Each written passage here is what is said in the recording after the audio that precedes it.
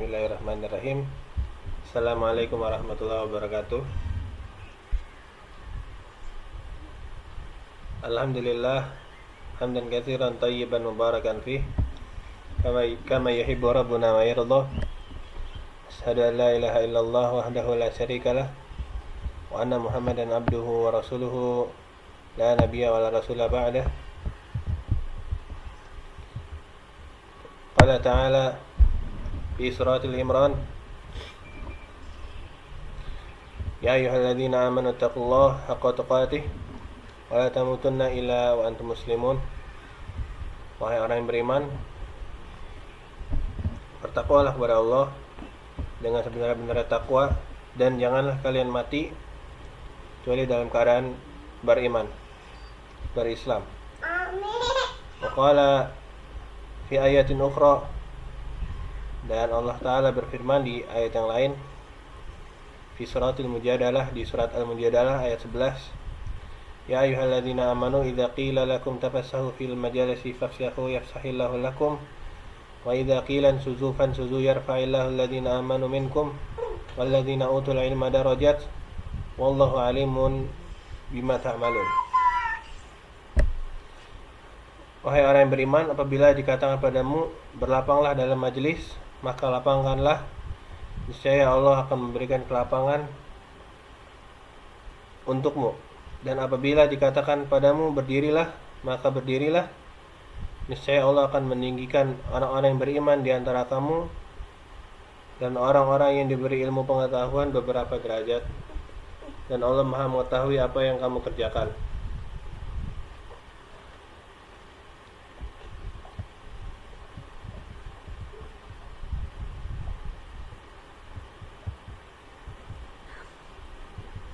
Wa ta'ala fi ayatin ukhra, yakni fi suratul Imran, di surat Al-Imran yang lain, Allah Ta'ala berfirman, Maya, kamu nak saya ku abi minta mana? Tiba-tiba mama boyong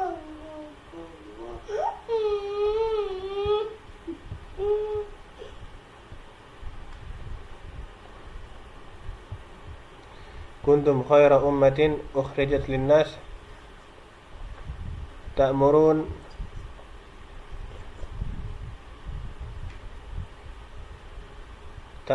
bil ma'ruf wa nahy 'anil munkar, dan seterusnya ya. Enggak hafal. Artinya kamu adalah umat yang terbaik yang dikeluarkan untuk manusia, menyuruh kepada yang ma'ruf dan mencegah dari yang munkar, dan beriman pada Allah. Sekiranya ahli kitab beriman, tentulah itu lebih baik bagi mereka, dan di antara mereka ada yang beriman, dan kebanyakan mereka adalah orang-orang yang fasik.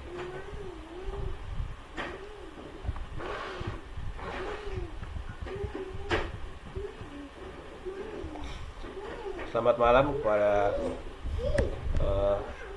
pendengar yang menonton video ini. Semoga kita selalu berada dalam kesehatan.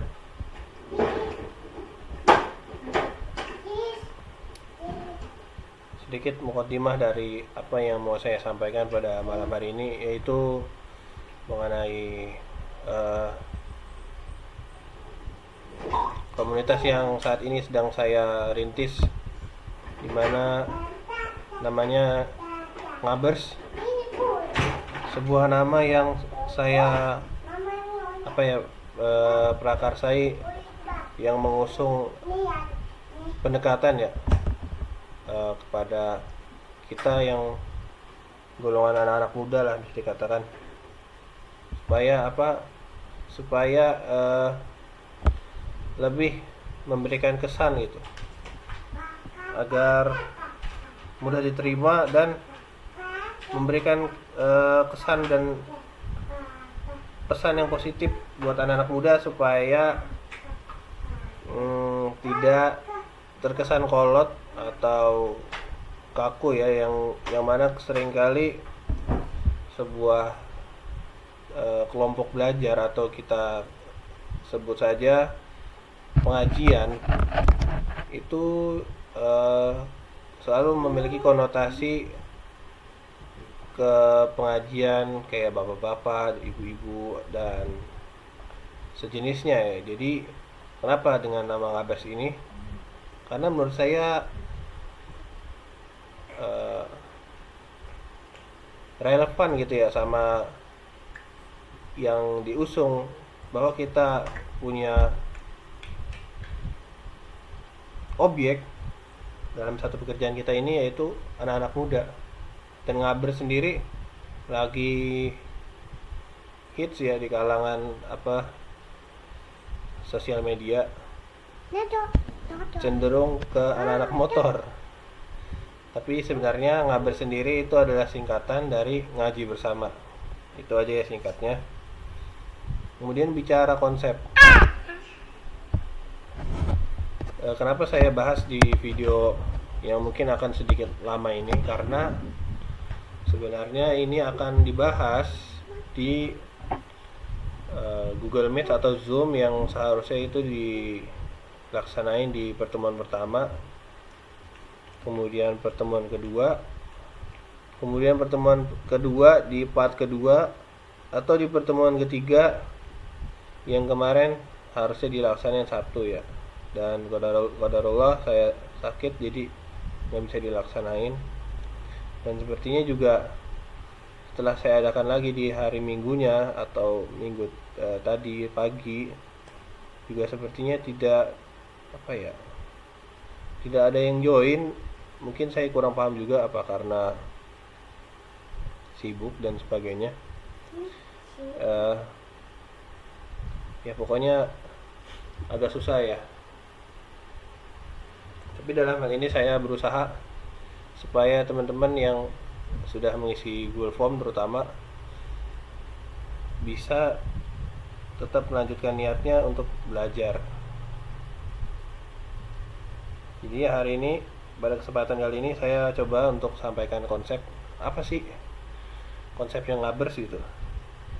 Konsep yang Ngabers itu berarti kita bicara tentang pengertian Ngabers. Ngabers artikelnya sendiri udah saya buat sebenarnya dari pertemuan kedua ini. Hanya saja belum sempat untuk disampaikan secara langsung karena saya selalu menunggu momen dimana bisa ngumpul semua supaya informasinya itu bisa tersampaikan secara merata. Jadi nggak orang per orang, yang akhirnya menyebabkan saya kehabisan waktu, kehabisan tenaga, dan nggak maksimal untuk menyampaikan informasi karena selalu berulang-ulang, yang pastinya ntar bakal ada yang ketinggalan. Makanya saya menunggu bisa minimal ada 5 atau 10 orang lah yang benar-benar pengen Google Meet, cuma ya emang belum ditakdirkan untuk bisa ngumpul ya, walaupun online, entah karena kesibukan dan sebagainya. Karena saya percaya kepada teman-teman yang sudah saya ajak di grup dan bersedia ngisi Google Form, itu sepertinya memang ada keinginan dari dalam hatinya untuk minimal belajar ngaji lah, memperbaiki bacaannya. Karena akan kita bahas berikutnya ini setelah konsep kenapa kita di belajar ngaji gitu. Konsep Ngabers adalah komunitas atau kelompok belajar, atau dalam istilah bahasa Arab itu halakoh, kelompok belajar ya. Ngabers adalah singkatan yang berarti ngaji bersama. Ngaji bersama adalah konsep utamanya. Kalau ada yang belum paham, ya intinya komunitas ini adalah wadahnya untuk belajar bersama. Kemudian timbul pertanyaan, kalau ada premis belajar berarti ada unsur mengajar dan diajar. Ngabers menganut prinsip belajar bersama. Siapapun di dalamnya berhak untuk mengajar dan diajar, selama substansinya sesuai dengan kadar atau parameter kebenaran, tentunya dalam hal pembelajaran ilmu agama. Maka ia harus berdasar atau berdalil yang sharih. Adapun di luar itu, di luar bahasa ngaji, apa yang kita mau sharing di dalam ngabers ini haruslah disampaikan sesuai fakta dan data agar dapat dipertanggungjawabkan. Sederhananya, kalau saat ini kita akan fokus ke belajar memperbaiki bacaan ngaji kita, maka siapapun yang ikut di dalam ngabers ini boleh bantu menjelaskan letak kebenaran atau salah, tentu dengan cara yang baik. Jadi ada yang baca, nanti ada yang koreksi, silahkan bagi siapa saja yang kira-kira bisa atau menguasai tentang ilmu tajwid, ilmu tahsin, makhrijul huruf, dan seterusnya. Motivasi pembentukan ngabers. Sebenarnya motivasinya apa ya? Kalau secara pembukaan ini saya akan sampaikan, tidak lain tidak bukan karena rasa memiliki yang ada pada penulis, yaitu saya sendiri.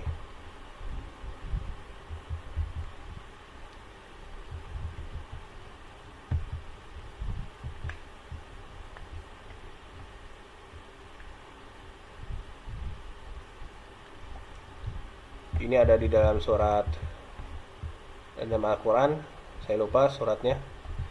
Laqad ja'akum rasulun min anfusikum azizun 'alaihi ma 'anittum harisun 'alaikum bil mu'minina raufur rahim. Artinya, sungguh telah datang kepadamu seorang rasul dari kaummu sendiri, berat terasa olehnya penderitaanmu, sangat menginginkan keimanan dan keselamatan bagimu, amat belas kasihan lagi penyayang terhadap orang yang beriman.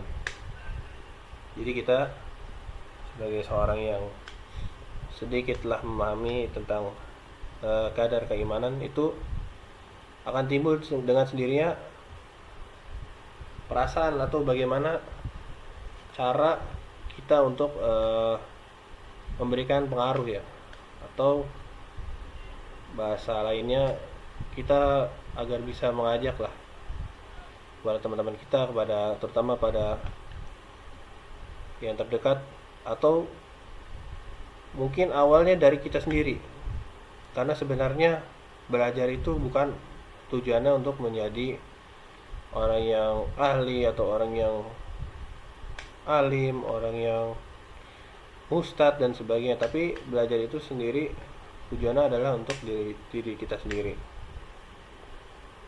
Dalam Al-Quran disebutkan, ya ayyuhalladzina amanu qu anfusakum wa ahlikum nar. Wahai yang beriman, jagalah dirimu dan keluargamu dari api neraka. Waquduhan nasu wal hijaratu 'alaiha malaikatun ghilazun shidadun la ya'sunallaha ma amarahum wa yaf'aluna ma tu'marun. Yang di dalamnya itu 'alaiha malaikah, di dalamnya itu ada malaikat shidadun la ya'sunallaha, yang keras, yang tidak pernah memaksiat kepada Allah, ya'sunallaha ma amarahum wa yaf'aluna ma yu'marun, dan selalu melakukan apa yang Allah perintahkan. Jadi kita diperintahkan Allah itu pertama, ku anfusakum, jagalah diri kita, wa ahlikum, dan keluarga kalian, dari api neraka. Dari sinilah timbul motivasi kita untuk belajar, pertama untuk diri sendiri, dan juga setelahnya motivasi yang timbul dari saya sendiri penulis, yaitu rasa keinginan agar kebaikan-kebaikan itu bisa menyeluruh, artinya dapat memberikan pengaruh. Karena gini, teman-teman, kita kan kalau bicara seharian kita ya, bisa dikatakan sepertiga waktu kita itu habis di pabrik. Kenapa begitu? Karena kasarnya 8 jam yang udah kita sisihkan untuk pabrik itu, artinya itu sepertiga dari waktu kita dalam sehari 24 jam.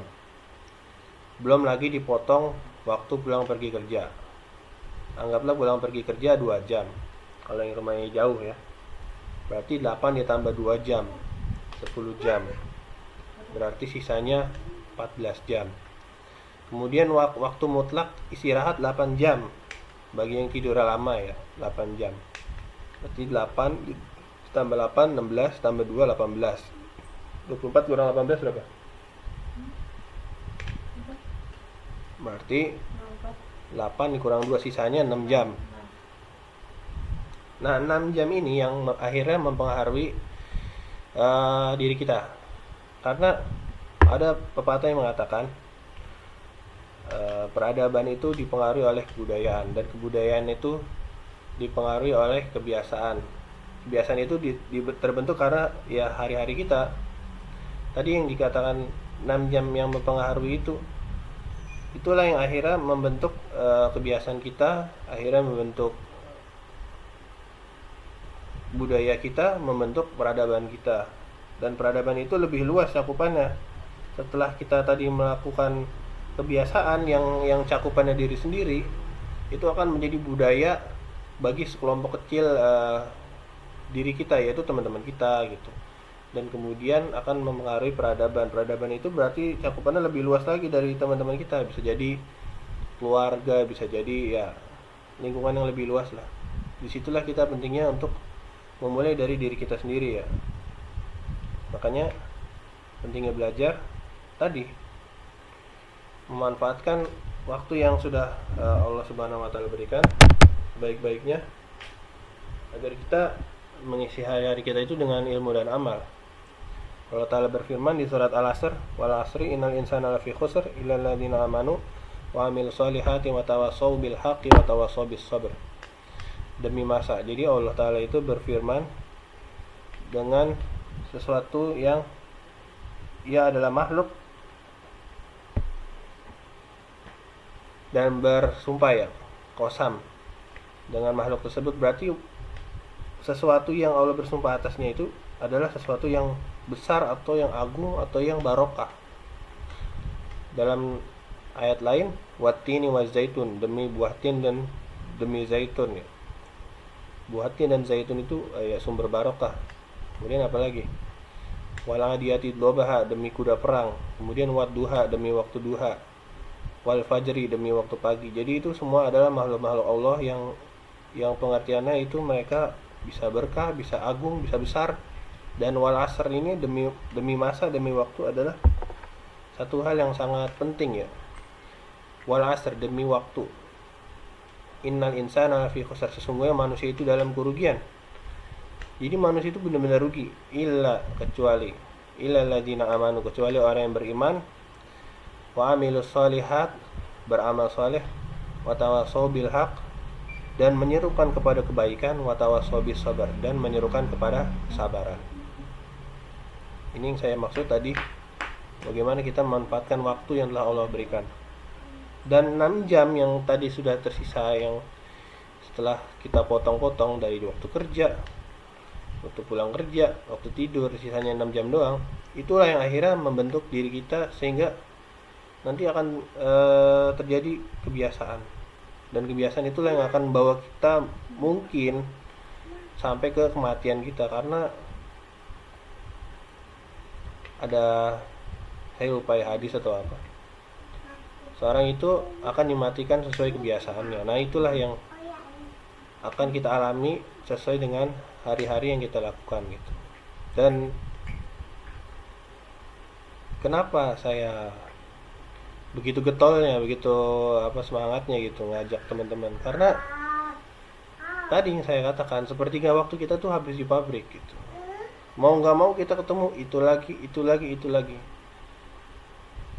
Pada akhirnya ketika kita bareng-bareng, ada di dalam kebersamaan itu kegiatan saling pengaruh dan memengaruhi.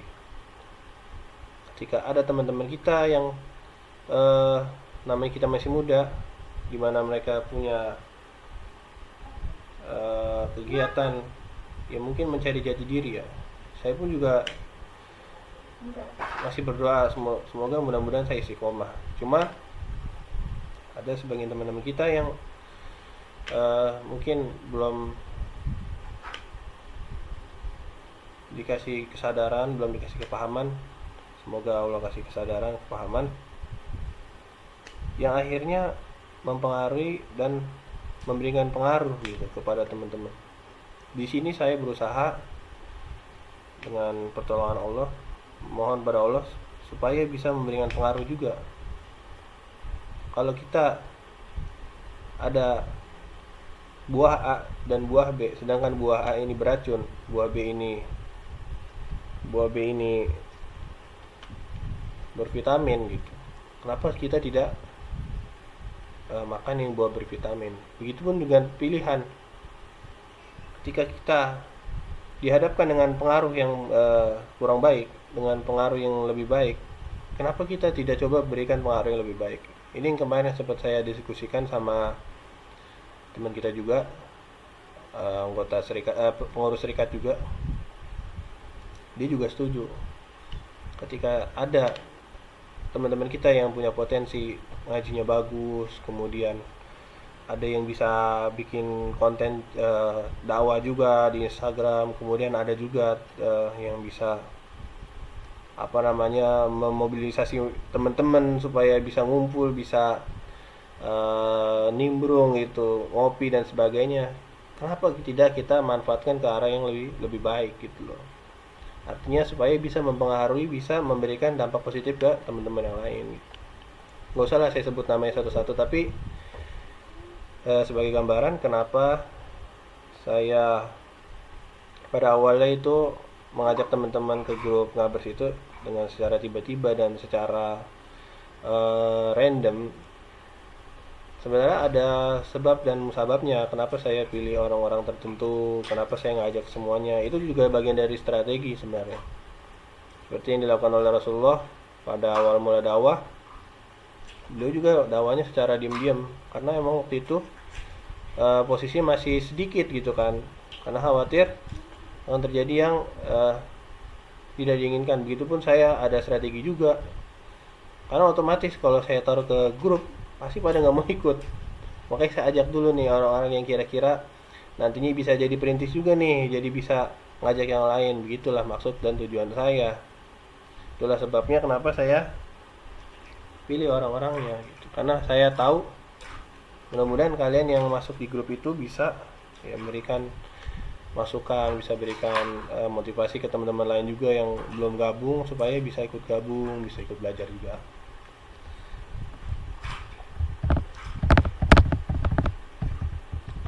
Nabi SAW bersabda, "Man yuridillahu bi khairan yufaqihuhu fiddin."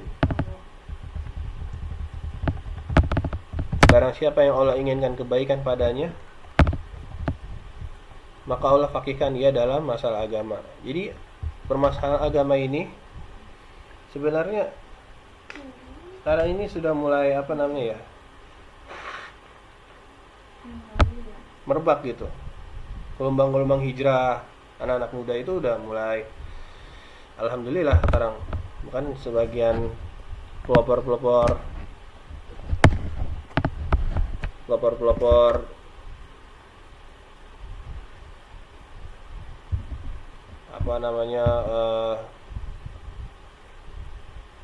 gerakan-gerakan anak gaul gitu dulu, zaman saya dulu itu mereka sudah mulai hijrah ya. Itulah memang karena Allah inginkan kebaikan. Jadi kalau Allah inginkan kebaikan pada seorang itu tadi yufaqihu fiddin, maka Allah berikan dia kepahaman ya dalam masalah agama otomatis. Jadi nggak ingat umur, kadang ada orang yang berumur pun belum tentu paham agama. Jadi bisa jadi dia masih muda, bisa tentu dia lebih paham agama. Boleh jadi juga udah tua tapi nggak paham agama. Itu yang menyedihkan. Oke, kita berdoa sama Allah, mudah-mudahan kita termasuk yang diinginkan kebaikan gitu. Toh kalau kita sudah diinginkan kebaikan sama Allah dengan diberikan semangat belajar, keinginan untuk belajar, itu udah sebuah isyarat. Jadi Allah itu ibarat orang tua kita, ibu kita dalam sebuah hadis yang mencari anaknya yang hilang di tengah pasar. Jika anak itu ditemukan, bayangkan bagaimana perasaan sang ibu ya. Jadi kita bayangkan aja gimana kita itu ditunggu sebenarnya di rumah sama ibu kita. Allah juga sama nunggu kita. Dalam sebuah hadis, kalau kita kita mendekat sejengkal, Allah mendekat sehasta. Kalau kita mendekat sehasta, Allah mendekat sedepak, dan seterusnya. Jadi kalau kita diinginkan kebaikan oleh Allah, pasti kita akan dipahamkan dalam masalah agama. Itu hadisnya dari Bukhari Muslim.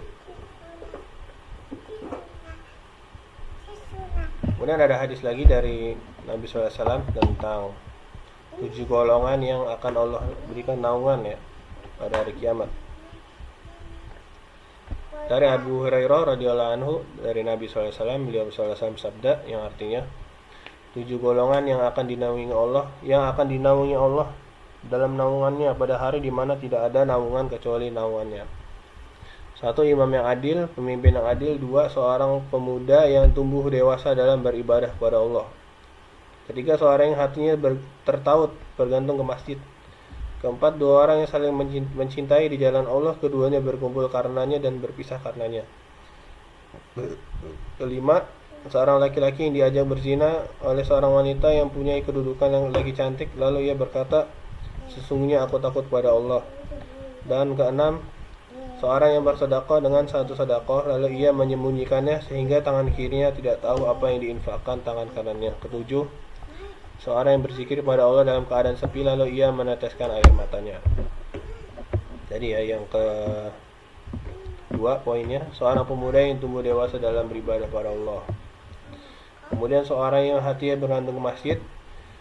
Kemudian 2 orang yang saling mencintai di jalan Allah, keduanya berkumpul karena Allah dan berpisah karenanya.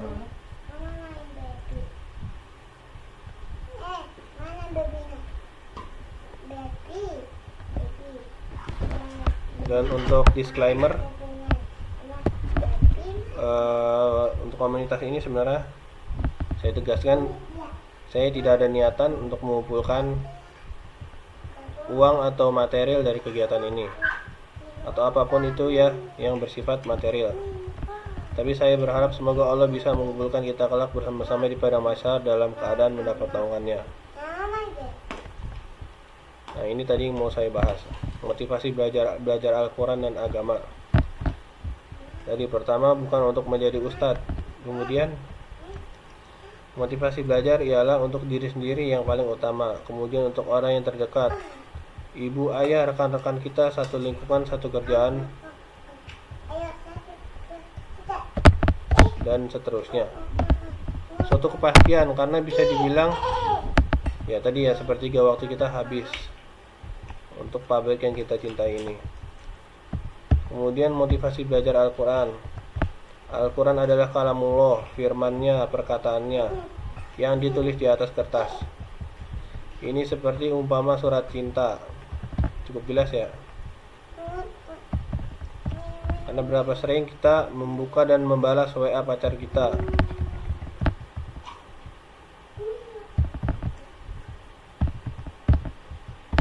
Kemudian ada hadis lagi tentang menuntut ilmu. Man salaka tariqan yaltamisu bihi ilma sahalallahu bihi tariqan ilal jannah.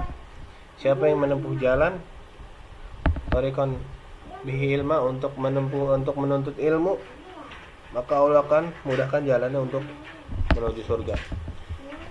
Mungkin itu aja yang bisa saya sampaikan. Berikutnya saya juga akan terus ya memfollow up ya, bagaimana respon teman-teman, apakah masih mau lanjut atau tidak. Yang jelas saya sendiri akan terus, ya namanya dakwah ya, masih nggak ada stopnya gitu. Entah antar grup ini bubar, saya bentuk dengan bentuk yang lain, nggak tahu. Tapi yang jelas ini salah satu usaha saya, salah satu ikhtiar saya untuk tadi dakwah. Kemudian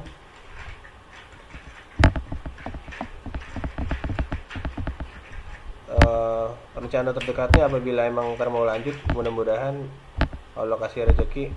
Saya sih rencana mau adain bakar-bakar kali ya di rumah ya ntar, insya Allah. Yang penting ada kesepakatan dulu dari teman-teman semua mengenai teknis, mengenai tata cara. Kemudian emang kalau pengen ngumpul mau bagaimana gitu kan. Mudah-mudahan semua diberikan kemudahan sama Allah Subhanahu wa taala.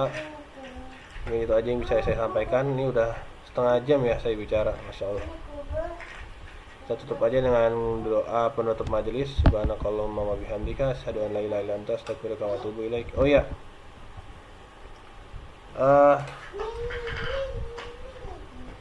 Itu aja sih.